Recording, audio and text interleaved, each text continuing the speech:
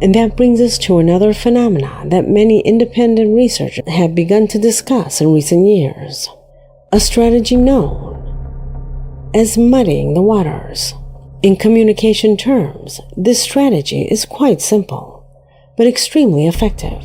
It deliberately mixes real information with false information, resulting in informational chaos where it becomes almost impossible to separate fact from fiction.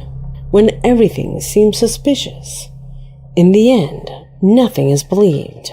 And something similar appears to be happening with the so-called Epstein files.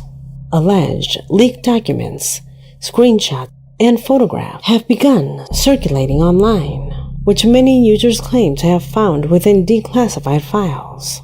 However, upon closer examination, several researchers have discovered that much of this material is completely fabricated.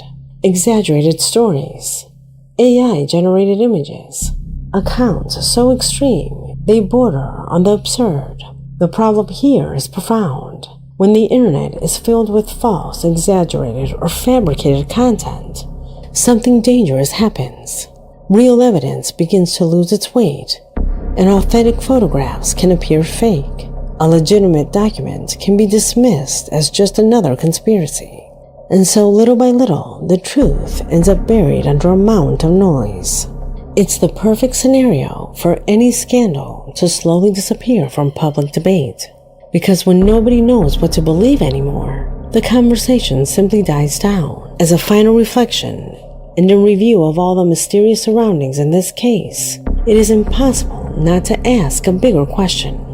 How many people were really involved? How many victims were left out of the headlines? And how many stories still remain hidden within archives that we may never see?